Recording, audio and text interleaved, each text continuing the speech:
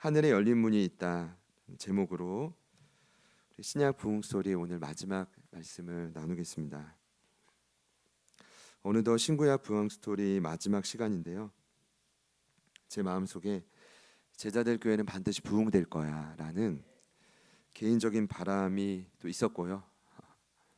그리고 작년 초부터 부흥이라는 단어가 사실 마음속에 이상하게 참 떠나지 않더라고요.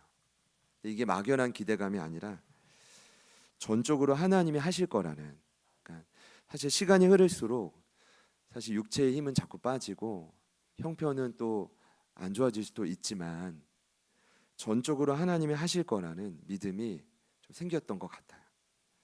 그래서 에베소서 강해 이후에 작년 3월 17일 주일부터 이제 구약에 있는 부흥 스토리를 시작하게 되었습니다. 그때 첫 번째 말씀의 제목이 일어나 베델로 올라가자였습니다. 기억하시나요? 야곱의 이야기로 시작을 했고 구약 25번, 이제 오늘 신약 25번째 말씀인데, 사실은 제가 모티브로 삼았던 그 유명한 부흥에 관한 책이 있는데 거기에 이제 나온 부흥 스토리 주제는 한 4-5차례밖에 안 돼요. 그래서 이거를 쪼개어 한 10차례 나누면 끝나겠지 했는데 하면 할수록 성령님 계속 도전을 주시더라고요. 네가 모르는 너무나 많은 부흥의 보고가 성경에 있다라는 거예요. 사실은 50회가 전부겠어요. 500회, 5000회 아니면 그 이상으로 성경에는 부흥의 이야기가 있을 거라고 저는 믿어요. 그래서 오늘 신약 부흥 스토리를 마무리하면서 가장 감사한 것은 보이지 않지만 저희를 이렇게 이끌어 주신 하나님의 영인 성령님께 감사하고, 또 그 중간중간에 저는 하나님 반드시 이미 저와 여러분의 삶에 부흥을 허락하셨다고 믿어요. 근데 문제는 뭐냐 하면 어제 부흥을 경험해도 오늘 되면 잊어버린다는 거예요. 지난주에 가장 감사했던 그 일이 뭐 일주일 한 주 지나면 그냥 불평과 원망으로 바뀐다는 거죠. 그러니까 이런 걸 다 뺀 나머지 여러분의 삶에 부흥이 있으셨죠? 강요하는 것 같은데 있으셨다고 믿습니다. 네. 두 번째 가장 감사한 건 그냥 제가 자주 그 생각을 하는데 매주 말씀을 들어주시는 여러분께 감사합니다. 아마 말씀을 들으시면서 이게 이 본문이 부흥과 연관이 있나? 끼워 맞추는 거 아닌가? 물론 그런 생각 잘 안 하시겠지만 그런 고민도 드실 것 같아요. 근데 제가 말씀을 매주 나누면 나눌수록 이상하게 제 눈에, 제 마음에는 성도분들의 상황들이 더 깊이 다가오더라고요. 그 어느 때보다도. 왜냐하면 부흥의 가장 큰 원리가 뭐죠? 바닥을 치면 일어난다는 거예요. 바닥을 치면. 그러니까 육체의 연약함도, 마음의 이 정신 상태도, 하나님과의 어떤 관계도, 뭐 물질의 부분도 바닥을 치면 일어나게 돼 있어요. 그런데 여러분, 그래서 리바운드라는 튀어오르는 원리를 여러 번 나누었지만 제가 볼 때는 저희들의 삶의 실상은 바닥을 친다고 꼭 일어나는 게 아니더라고요. 바닥을 칠 때 결단도 필요하고 회개도 필요하고 공동체도 필요해요. 그러니까 이런 조건들이 맞지 않으면 자, 저 영혼은 이제 바닥 치니까 일어날 거야. 이건 고문이에요, 여러분. 고문. 근데 이제 말씀을 전하며 신방을 하고 들려오는 얘기와 기도를 하다 보니 바닥인데 그 상황이 지속되어지는 경우가 사실 지금 저희 교회 안에 다 표현하지 못하지만 가족들 안에 너무 많다는 거예요. 이게 참 안타까운 일이고 지금 해결되지 않은 기도 제목인 거죠. 저의 이야기일 수 있고 여러분의 이야기일 수 있고 지금 여러분 곁에 있는 가족들의 이야기일 수 있습니다. 자, 그래서 제가 이제 마지막 부흥 소리 말씀을 나누지만 이것이 끝이 아니라 오늘부터라도 꼭 그 부흥이 일어나기를 축복합니다. 일어나야 돼요. 왜냐하면 그 상황이 지속되면 견딜 수가 없습니다. 너무 오래 지속되면 일어날 힘이 안 생겨요. 오늘을 기점으로 다시 브레이크를 걸고 모두가 다시 일어나는 회복이 일어나기를 축복합니다. 일어납니다. 아니 축복합니다. 제가 일어납니다. 일어납니다. 일어날 겁니다. 금일 본문은 요한계시록인데, 자, 코로나가 한창일 때 제가 이제 계시록 말씀 강해로 나누었어요. 지금도 이제 성경책을 바꾼 거지만 유독 제가 이번에 보니까 요한계시록 부분만이라고 하면 좀 그렇고 그 부분이 유독 지저분해요. 낡아 있고 막 찢어져 있고 지금도 넘기다 또 찢어졌어요. 그래서 왜 그러냐면 본문 자체가 사실은 이해하기 쉽진 않아요. 그러나 이해하면 이보다 더 깊은 은혜가 없어요. 저희가 이 제목에서 이제 본문에서 오해하는 한 가지는 요한계시록이 요한의 계시가 아니라 예수님의 계시입니다. 믿으시죠? 그러니까 이게 많은 분들이 오해하는데 예수님이 보여주신 계시를 그냥 요한이 보고 전달했을 뿐이에요. 거기에 노력을 한 거지 예수님이 보여주신 계시예요. 계시란 감추어진 것을 명확히 밝히는 일입니다. 여러분 집에 다 커튼이 있으시죠? 그렇죠? 지금도 저희 사무실 커튼에 우리 집사님 예배하고 계신데 커튼이 쫙 열려지다가 계십니다. 근데 이 커튼이 여는 일은 인간의 지혜로는 불가능합니다. 저희가 뭐 분주하고 바빠서가 아니라 우리의 힘으로는 이게 안 되는 거예요. 원래 누가 해주셔야 되냐면 주님이 직접 커튼을 열어 주셔야 돼요. 그 연 일이 요한계시록인데 그럼 이런 질문을 던질 수 있어요. 2000년 전에 왜 이런 엄청난 계시가 필요했을까요? 정확히 말하자면 당시에 존재했던 교회들에게 왜 이러한 계시가 주어져야만 했을까요? 왜일까요? 당시는 로마의 도미티안 황제의 치세 말이었다고 합니다. 이 글이 쓰여질 당시는 AD 95년경 즈음인데 그 당시 로마는 혼합 종교를 인정했지만 그 당시에는 강력한 종교 통합 정책, 황제 숭배 사상 아래서 종교 통합 정책을 강력하게 드라이브를 걸었어요. 그 아래 초대교회 성도들이 수많은 순교와 핍박을 경험한 거예요.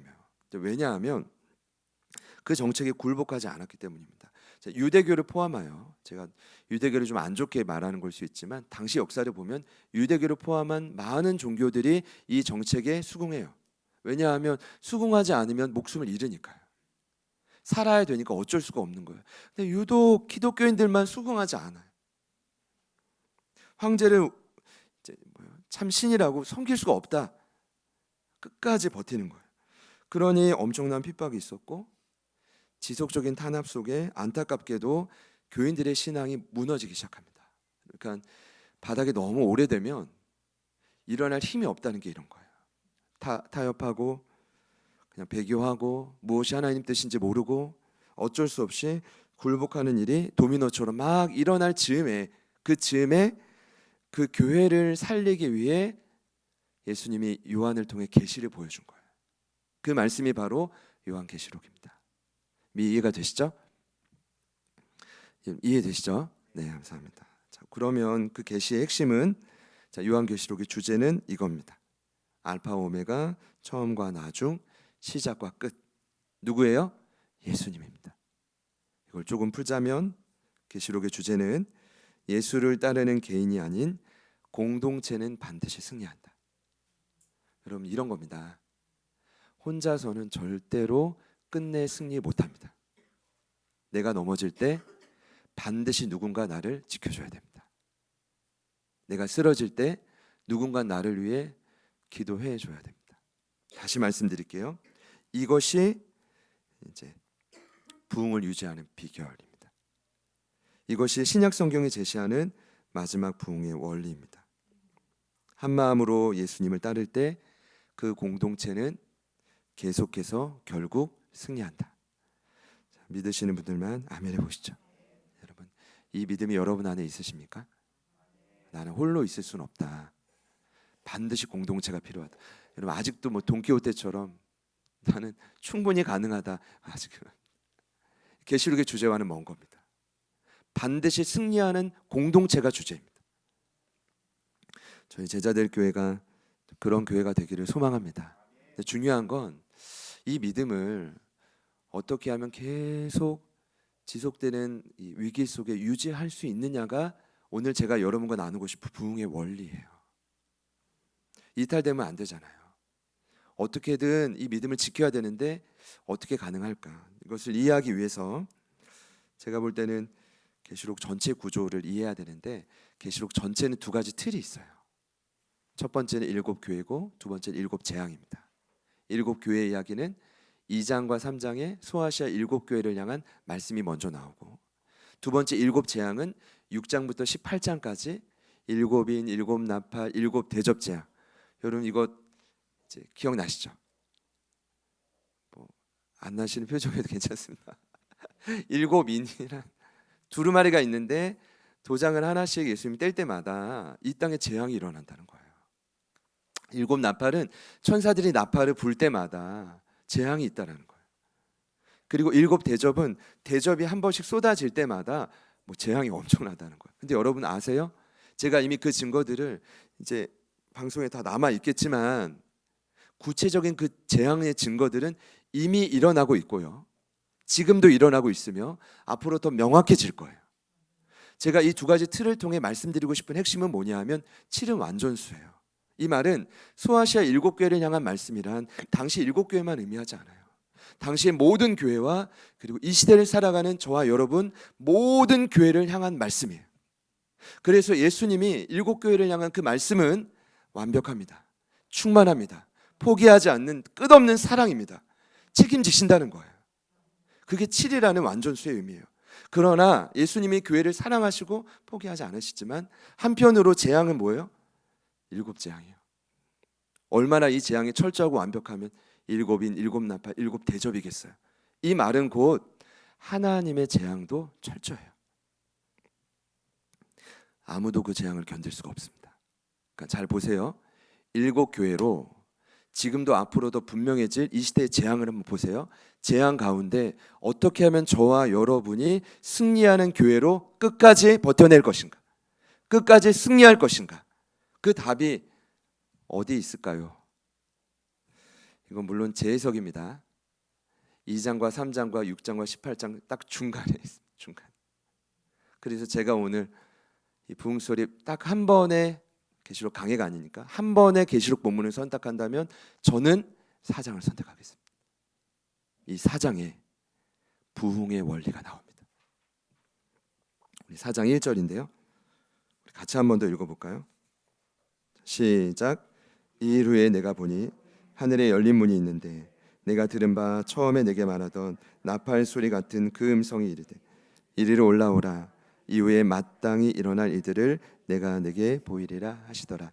아멘. 그 원리는 간단합니다. 이리로 올라오라. 이리로 올라오라. 제가 이전에 그 강의 때는 하늘로 올라오라라는 제목을 정했는데 오늘은 제목을 이렇게 정했습니다. 하늘에는 열린 문이 있다. 같이 한번 따라해 보시죠. 하늘에는 열린 문이 있습니다. 이것이 부흥의 원리입니다. 왜요? 열린 문을 통해 하나님의 보좌를 바라보라는 겁니다. 그러면 7재앙이든 70재앙이든 저와 여러분은 끝내 승리할 수가 있습니다. 그것이 핵심입니다. 아니 공동체라고 해놓고서 왜 보좌입니까? 공동체를 무시하는 게 아니라 공동체가 함께 하늘의 열린 문을 통해 보좌를 바라볼 때 하나님의 놀라운 응답이 있다는 겁니다. 오늘 말씀은 이렇게 맺겠습니다. 맺어도 이 핵심이에요. 아니 진심이 아니라 이제 여기 핵심이라는 거죠. 핵심이라고. 별로 이렇게 놀라시지도 않고 마지막이니까 알아서 하라는 두 같습니다.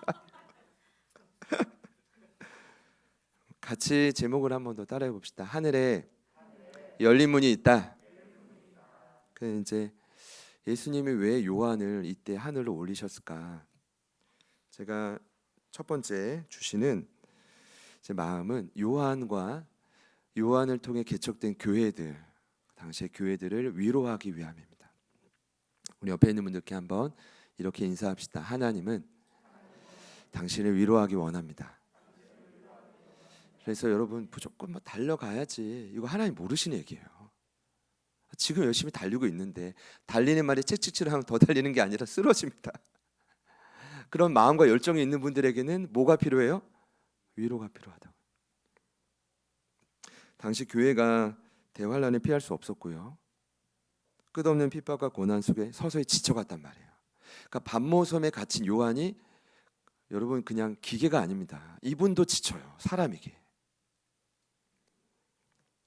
그러니까 이 모든 자를 포함해 가지고 하나님이 하신 일이, 예수님이 하신 일이 뭐예요? 이들에게 이 땅이 아니라 이 땅 너머에 있는 영원한 세상을 잠시 보여준 거예요. 존재한다고, 이 세상이. 비록 이 땅에서도 물론 저희가 하나님의 임재를 경험합니다. 그렇죠? 그런데 정말 죄가 없는 거룩하신 하나님만 존재하는, 그러니까 하나님을 찬양하는 존재들만 있는 완벽한 하늘나라의 구조를 보여준 거예요.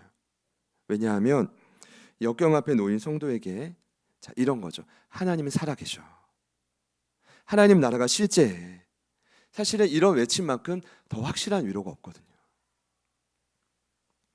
오직 하나님만이 너의 아픔을 아시고 인생의 눈물을 닦아줄 수 있어. 그걸 요한을 통해 교회에게 전달하려고 했던 것입니다. 그래야 지금 이 상황에서는 용기롭고 담대할 수가 있어요. 사람의 능력으로 안 된다라는 걸 성도들이 너무 잘 아는 거예요. 알기 때문이죠. 그래서 우리 아까 인사하긴 했지만요, 우리 옆에 있는 분들께 이렇게 한번 축복해 보겠습니다. 하나님은 살아계셔. 네. 한 번 더 자기에게 선포해 볼까요? 하나님 나라는 실제해. 여러분, 그래 뭐 살아계시는 말든이 아니라 위기 가운데 있는 여러분들의 삶에 정말 하나님의 실제가 되기를 축복합니다. 축복합니다. 아니 이게 인정이 안 되는데 어떤 회복이 있겠는가. 자, 두 번째는 요한을 하늘로 돌려 올리신 두 번째 이유일 텐데요. 두 번째 이유는 보좌를 보게 하신 것이다라고 생각합니다. 더 구체적으로 말하자면 3절에 보좌에 계신 하나님 형상을 보여주시고, 그리고 4절부터 11절을 보면 그분을 찬양하는 주변의 모습들을 구체적으로 보게 하십니다. 그게 오늘 대다수의 내용인데, 자, 이것을 왜 보여주냐? 제가 생각을 할 때는 하나님만이 이 땅의 진정한 왕이다라는 겁니다. 여러분, 하나님만이 정말 이 땅의 진정한 왕임을 여러분 믿으십니까? 하나님만이 여러분의 삶의 진정한 주인임을 인정하십니까? 네, 감사합니다. 자, 그 일을 위해서 보좌를 보여줬다는 건데, 여러분, 이 보좌라는 단어가 어떤 뜻이냐면 왕좌라는 뜻입니다. 왕의 자리. 물론 보좌는 하나지만 지금 이 본문을 보면 끊임없이 보좌라는 단어가 나옵니다. 실제 이 단어는 신약 성경에서 요한계시록에 가장 많이 사용됐는데 4에서 5장에서만 무려 18번이 쓰였습니다. 뭐 쉽진 않겠지만 제가 18번 하면 우와 한번 해주시죠. 18번이 쓰였습니다. 네, 감사합니다. 살아계시군요, 여러분. 주여. 근데 이제 오늘 본문이 사실 4장인데 보좌라는 단어가 4장에서 13번이 아주 그냥, 제가 표현이 그렇지만 아주 박아놨습니다. 단어를 11절에 13번이면 꽤나 많은 빈도수입니다. 그래서 오늘 2절을 보니까 보라 하늘에 보좌를 베풀었고 그 보좌 위에 앉으신 이가 있는데, 또 4절을 보면 또 보좌에 둘려 24 보좌들이 있고 그 보좌들 위에 이렇게 돼 있죠. 또 6절을 보면 보좌 앞에 수정과 같은 유리 바다가 있고 보좌 가운데와 보좌 주위에 내생물이 있다. 끊임없이 보좌를 말하는 건 강조하는 겁니다. 이유가 있는 거예요. 왜냐하면 나중에 계시록 말씀을 한번 볼 기회가 있으면 여러분, 여기서는 하나님의 보좌인데 나중에는 짐승의 보좌가 나와요. 그리고 사실 전체의 맥락에서 보면 로마의 도미티안 황제, 네로 황제, 하나님을 반역하는 수많은 적그리스도들은 결국 짐승의 보좌를 따르는 사탄의 하수인인 거예요. 그럼 기독교인들은 무엇을 선택한 겁니까? 짐승의 보좌를 버리고 믿음으로 하나님의 보좌를 선택한 겁니다. 그 선택을 하고 고생길을 자처하면서 오는 거예요. 사실 지금 여러분이 고생길을 자처하면서 오는 거예요. 현장이든 온라인이든. 사실 예배한다는 이 자체가 죄송합니다만 고생길, 좁은 길. 그러나 그 좁은 길은 생명의 길이라 믿습니다. 왜냐하면 제가 이렇게 마무리 안 하면 목사님 완전히 우리 고생 덩어리로 하시네 라고 생각하시고, 여러분 좁은 길을 자처하셨음을 축하드립니다. 제가 어제 오후 6시에 우리 지난주에 처음 예배한 우리 은비청년 그 성도 서약서를 쓰는 시간을 가졌어요. 우리 청년이 한국무용 전공하시고 이제 발레 교사로 곳곳에서 이제 활동을 하시는데 이제 어제 6시 뵀습니다. 근데 쭉 설명을 듣는데 참 기쁘더라고요. 왜냐하면 유튜브에 참 제 설교가 참 좋구나. 별로 안 들으시는 것 같아가지고 제가 이런 자랑해봅니다. 이게 참 효용이 있구나. 왜냐하면 이사를 오시고 여러 이제 지역 교회 이제 설교를 이제 좀 보시다가 이제 어떤 파트의 메시지를 딱 듣고 이곳이구나라고 확신하셨다는 거예요. 근데 오셨던 그 교회 이야기를 좀 들어보니 참 제가 감사하면서도 이렇게 말했어요. 좁은 길을 선택하셨군요. 제가 이제 진심인데 그랬더니 우리 미청년이 표정은 전혀 아니다라는 표정이시더라고요. 확신과 기쁨에 찬 표정. 저는 어제 그 표정 잊을 수가 없습니다. 그 표정으로 좁은 길이 아닙니다. 제가 속으로는 그랬어요. 좁은 길이지만 우리 제자들 교회 선택하신 건 생명길을 선택하신 겁니다. 할렐루야. 네. 당시에 초대교회 성도들이 그랬다고 생각합니다. 최대한 좁은 길, 짐승의 보좌가 아닌 하나님의 보좌. 여러분 이 선택의 기로가 지금 여러분의 삶에서 어떤 선택인지 아시죠?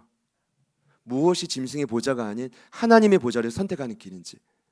보여서가 아니라 내 삶에 끊임없이 선택의 기로가 있는데 선택하고 생명길을 왔지만 그 길이 너무 이렇게 지속되니까 그들에게 예수님이 환상 가운데 보좌를 강조해 주신 거죠.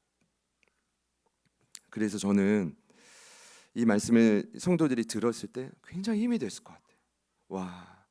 우리의 선택이 잘못되지 않았다. 지금 내가 가는 이 길이 아무리 좁은 길이어도 하나님이 인정하시는 길이다. 믿으십니까? 그러면 되는 거 아닙니까? 그래서인지 오늘 4절부터 11절을 보면 그 보좌의 주변에 그 앉으신 하나님을 찬양하는 모습들이 아주 구체적으로 설명하는데 이 모습을 보면 하나님이 정말 어떤 왕인지를 명확하게 소개하고 있다고 생각해요. 다양한 모습들이 있는데 먼저는 하나님의 성품을 소개해요. 여러분 3가지 보석을 말합니다. 보석은 벽옥, 홍보석, 녹보석인데 구체적으로 어떻게 생겼는지는 저희가 몰라도 성경에 이 보석의 의미가 있어요. 벽옥은 거룩함, 홍보석은 심판, 녹보석은 은혜. 이런 거죠. 거룩하신 하나님, 죄 없는 하나님이 심판과 은혜로 이 땅을 통치하시는 거예요. 그러니까 이것이 하나님의 성품입니다. 우린 죽어야 돼요. 심판 받아야 돼요. 이게 거룩하신 하나님의 성품이에요. 죄와 함께 할 수 없거든요. 죄인은 반드시 심판받아 지옥불로 떨어져야 돼요. 그러나 예수의 피로 은혜의 단계로 끌어오는 거죠. 그러니까 이 3가지의 보석이 그러한 의미가 있다라는 거죠. 제가 생각할 때. 그리고 2번째는 무지개입니다. 최근에 무지개를 보신 분들이 있나요? 비가 온 지 너무 오래돼가지고 절실히 필요한 시기라고 생각하는데 여러분 보좌에 무지개가 있습니다. 무지개하면 성경에 노아의 홍수 때가 생각납니다. 내가 다시는 물로 심판하지 않겠다. 무언가 하나님의 약속의 변함없음을 이렇게 보여주는 거예요. 여러분 하나님이 저와 여러분에게 하신 약속 그게 진실이라면 반드시 이루어질 겁니다. 반드시. 그러니까 마음속에 언제 되는 거야 라고 하시는 분이 있다면 보좌에 특별히 무지개가 보여지시기를 축복합니다. 보여져야 돼 무지개가요. 근데 여러분 놀라운 건 제가 이미 말씀드린 적이 있지만 이 이리스라는 무지개의 히브리어가 쏘는 활과 단어가 같다는 거예요. 그래서 모양을 보면 보좌 위에 이 무지개는 활을 이렇게 엎어놓은 거예요. 그럼 화살의 관역이 땅을 향하고 있을까요? 하늘에 향하고 있을까요? 쉽죠. 하늘에 향하고 있습니다. 이 말이 무엇일까요? 죄는 우리가 지었는데 심판과 고통은 하나님이 당하시겠다는 거예요. 누굴 통해서요? 아들 예수 그리스도를 이 땅에 보내심으로 내가 너희를 끝까지 너희 인생을 책임지겠다는 거죠. 여러분 제가 한 가지 확신합니다. 하나님은 자신의 독생자 아들 예수님을 죽이시기까지 여러분을 사랑하셨어요. 그러면 여러분에게 못 줄 게 뭐가 있습니까? 안 주신다면 이유가 있는 거고, 주신다면 확실히 주실 거예요. 아니, 확실히 주셨으면 좋겠어요. 하나님 언제입니까? 하나님 길을 열어주십시오. 무지개가 있다면 확실히 응답해 주십시오. 그럼 제가 말씀을 준비하면서 고민이 많았겠죠. 그렇죠? 제일 부담됐던 건 성도들 대표하는 24 장로들, 성도를 대표하는 리더들 의미하는데, 아니 왕관을 쓰고 하나님 앞에 계속 쉼 없이 찬양해요. 이게 제일 힘들었을 것 같아요. 쉬지 않고 찬양해요. 24시간 예배입니다.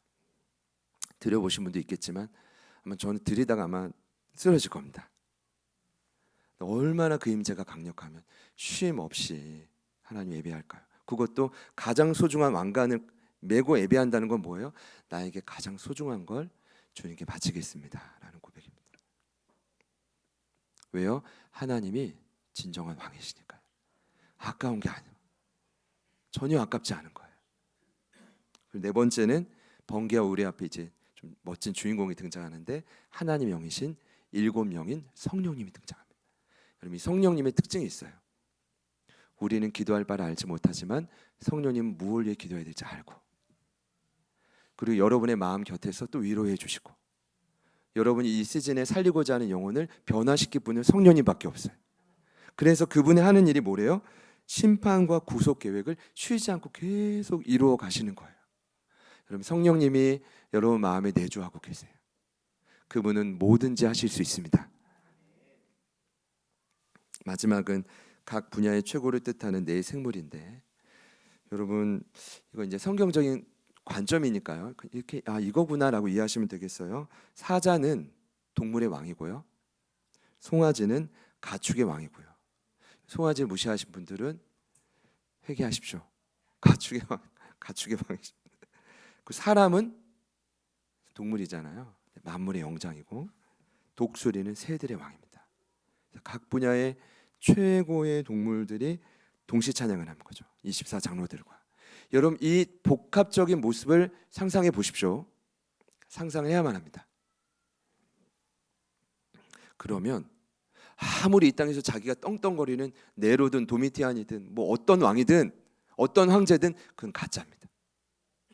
계속 저희가 이 모습을 상상하고 기대하고 기다린다면 하나님이 진정한 이 땅의 통치자임을, 역사의 주인공임을 우리는 깨닫게 돼요.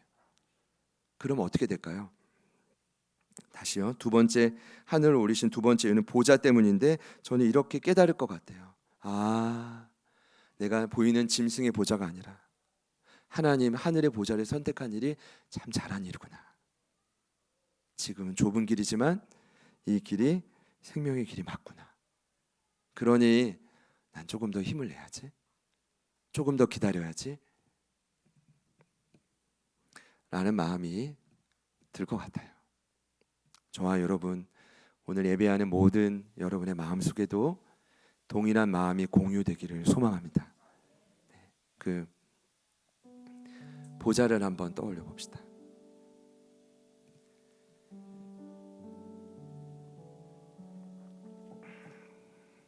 예수님이 여러분을 우리 이 땅에 살지만 하늘의 열린 문을 통해 보좌로 끌어가신다고 상상해 보세요. 또 여러분께 또 한 가지 드리고 싶은 질문은, 현재 여러분에게 찾아온 위기는 무엇인가요? 현재 내게 찾아온 위기와 어려움은 무엇인가요? 제가 확신하건대 만일 요한처럼 저와 여러분이 이 시간 하나님의 보좌를 바라볼 수만 있다면 놀라운 회복이 기다릴 것입니다. 사실은 절대 위기가 찾아오면 절대 신앙이 필요한 거예요. 무슨 말이냐 하면, 정말 내 인생에 이보다 어려운 시간이 없었다 라고 하는 어려움이 찾아오면 신앙에서도 핵심을 붙들어야 되는 거예요. 핵심을. 근데 제가 볼 때 이 성경의 마지막 부흥의 원리라고 했잖아요. 가장 중요한 핵심은 뭐냐 하면 보좌를 바라보는 거예요. 하나님을 바라보는 거예요. 그래서 그 임재를 끌어당기는 거예요. 성령님이 도와주실 거예요. 바라보면 5분이든 10분이든 조속히 그 역사가 일어날 거예요. 안 바라봐서 문제죠. 안 바라봐서.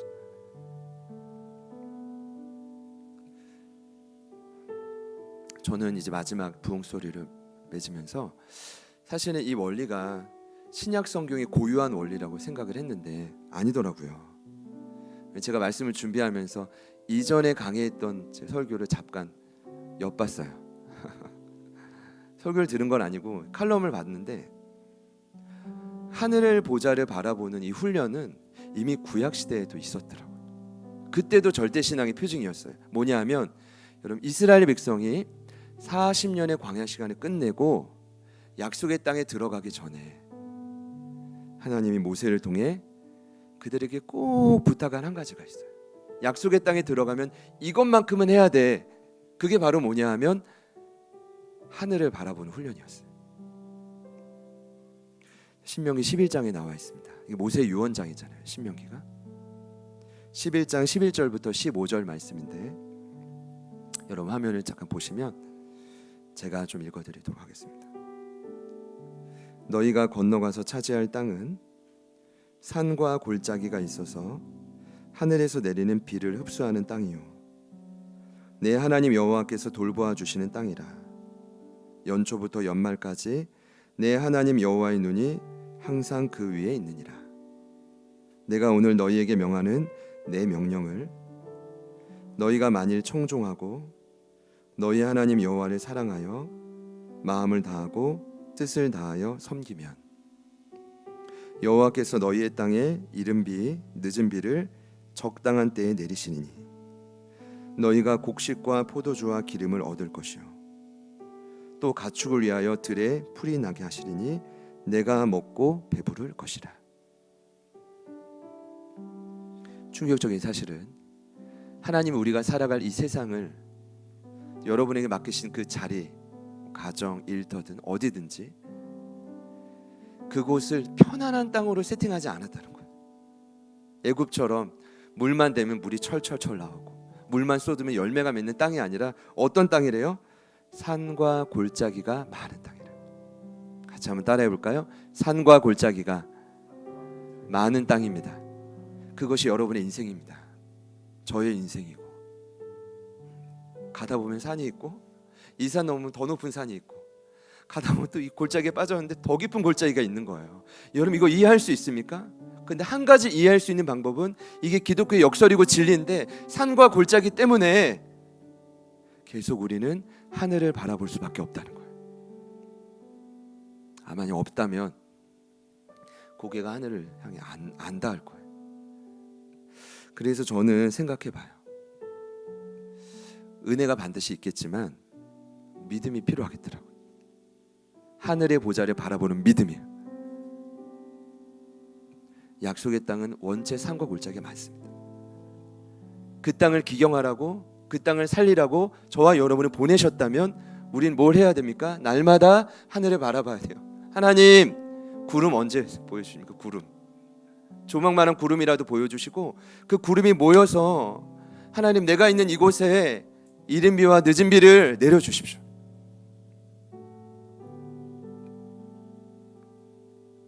더 이상 메마르고 촉박해서 내 힘으로는 이 땅을 걸어갈 수가 없습니다 라고 생각하시는 분들이 오늘 예배하는 분들 가운데 있을 거예요.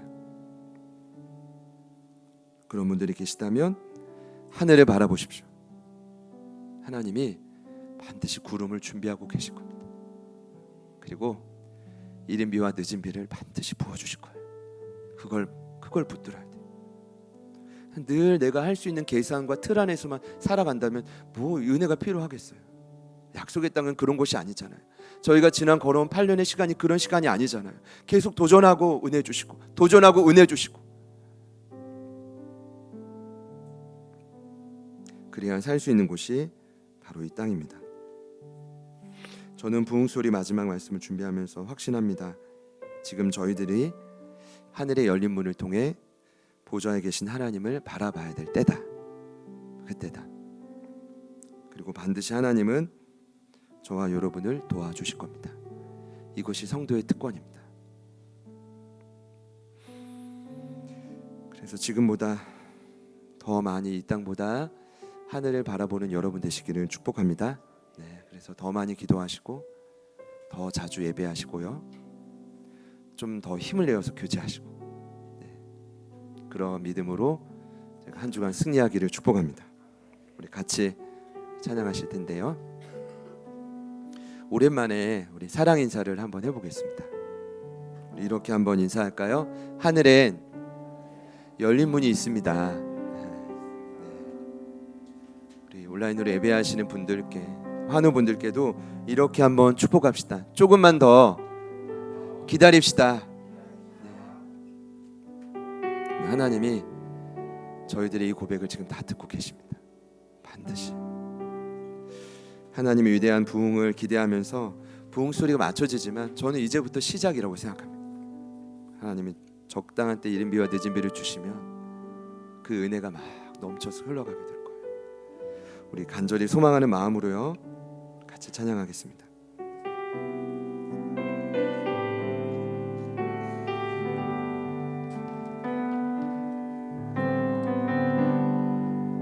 하늘의 문을 여서 이곳을 주목하소서. 주를 향한 노래가 꺼지지 않으니 하늘을 열고 보소서. 이곳에 임재하소서. 주님을 기다립니다. 주의 향기가 하늘에 닿으니 주여 임재하여 주소서. 이곳에 오셔서 이곳에 앉으소서. 이곳에서 드린 예배를 받으소. 주님의 이름만 오직 주의 이름만 이곳에 오셨습니다. 이곳에 오셔서 이곳에 앉으소서. 이곳에서 드리는 예배를 받으소서. 주님의 이름만 오직 주의 이름만 이곳에. 한 번 더 고백합시다. 하늘의 문을 여소서. 하늘의 문을 여소서. 이곳을 주목하소서. 주를 향한 노래가 꺼지지 않으니 하늘을 열소서. 이곳에 임재하소서. 주님을 기다립니다. 기도의 향기가 하늘에 닿으니 주여 임재하여 주소서. 이곳에 오셔서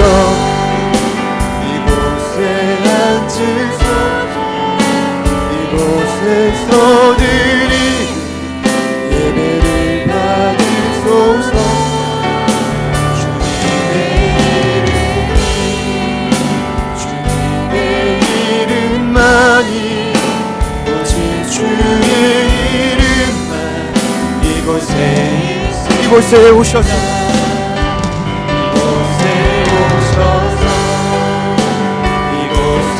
앉으소서. 이곳에서 드리는 예배를 받으소서. 주님의 주님의 이름만이 오직 주의 이름. 우리의 삶의 터전을 향해 한 번 더 선포합시다. 이곳에 오셔서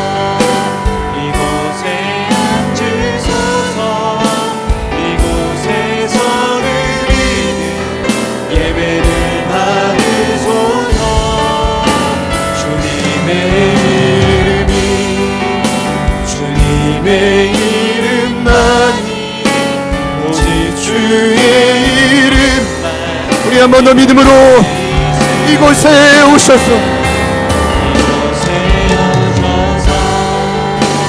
이곳에 앉으소서. 이곳에서 드리는 예배를 받으소서.